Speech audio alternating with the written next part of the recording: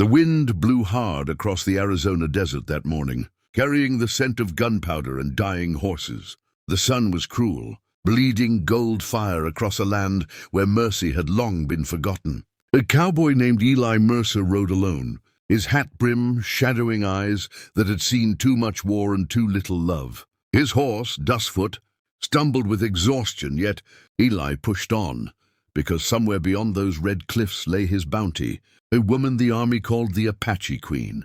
They said she was a ghost in the sands, a fierce spirit who led warriors through storms and silence. But to Eli she was just a name, a price on a poster, the kind of name that bought a man freedom if he had the guts to catch her alive.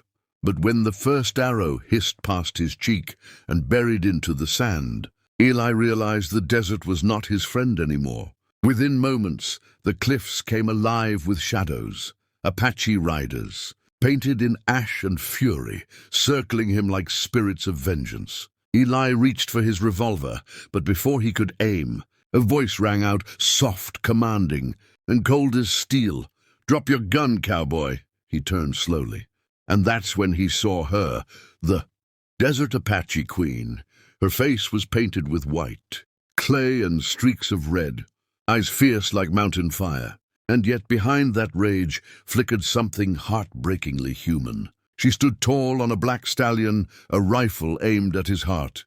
"You're a long way from home," she said in accented English, the desert wind whipping through her braids. Eli swallowed hard. "I'm just passing through," he lied. She smirked, her lips curling like a warning. "No one passes through my land. You ride here, you answer to me." Then she leaned closer, her voice dropping low. "You work for me now." Those words struck harder than any bullet. Eli stared at her, confusion battling pride. "You got it backward, ma'am," he said quietly. "I ain't the working kind." Her eyes hardened. "Out here, cowboy, you either serve the land or you die by it." The men around her laughed softly, not cruelly, but like wolves who'd already scented fear. Eli didn't flinch. He had the look of a man too tired to beg and too proud to run. The Queen dismounted, her steps silent as dust. She walked around him, studying the torn leather of his boots, the cracks in his hands, the tired lines in his face. "You've killed before," she said quietly. Eli didn't answer. She stopped in front of him, meeting his eyes. "Then maybe you'll kill for me." That's when the emotion began to stir.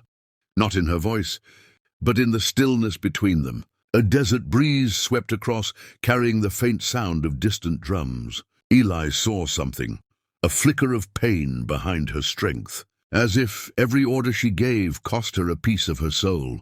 He wanted to speak, but the words died in his throat. She turned away. "Take him to the canyon," she commanded. "If he runs, shoot his horse first." Two warriors moved forward, ropes in hand. Eli stood still as they bound his wrists. For a moment, he caught her watching him again, not as a prisoner, but as if she saw something in him she couldn't explain. As they led him away, she called out, "Cowboy!" He turned, the sun burning gold across his face. "You ride for money," she said. "But tell me, what do you do when the gold turns to dust?" Eli didn't answer. He just looked back, long enough for her to see the ghost of sorrow in his eyes. "Maybe I'll ask you the same," he murmured. Before they dragged him into the canyon's shadow. That was the first time the Queen of the Desert smiled in months, a small, dangerous smile that even the wind couldn't carry away. They took Eli deep into the canyon, a hidden Apache stronghold where the walls bled with sunset light. Fires burned, women tended wounds, and children stared at the strange white man among them. The Queen walked ahead, her presence commanding respect and silence. She was no myth.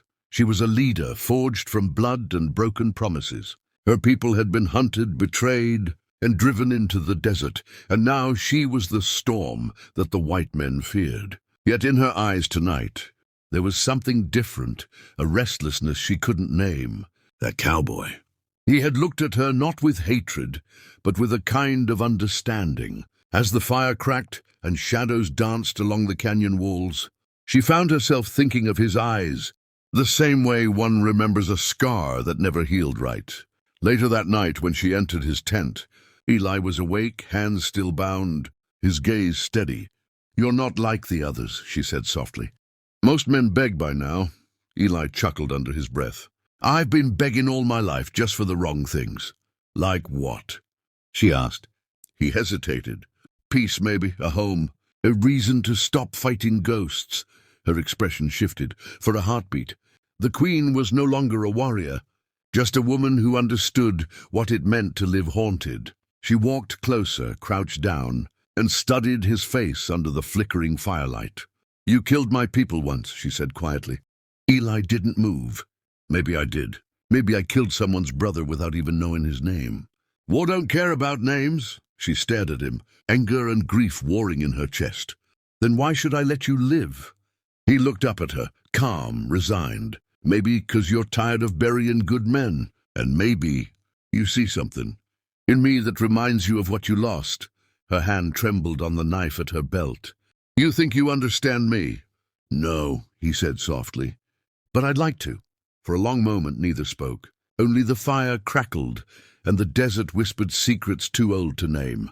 Then she stood, straightened her shoulders, and said in a low voice, "At dawn you'll ride with me. You'll work for me until I say otherwise. Try to run, and the desert will take what's left of you." Eli nodded once, slow and calm. "Fair enough." When she turned to leave, he called after her, "What do I call you?" She looked back over her, shoulder eyes glinting with quiet fire. "They call me Naira," she said, "the Queen of the Desert." Then she disappeared into the night, leaving Eli to stare at the fire, and for the first time in years, feel something he thought was gone forever: purpose. That night the desert slept uneasy. Two souls, one scarred by war, the other by vengeance, had crossed paths under a bleeding sky, and something ancient had begun to stir, something that would change the desert forever. And as the screen fades to black, the narrator's voice returns, low and haunting. "Sometimes the desert don't choose who wins. It just chooses who survives." And if you want to see what became of the Cowboy and the Queen, hit that subscribe button, 'cause the story's just begun.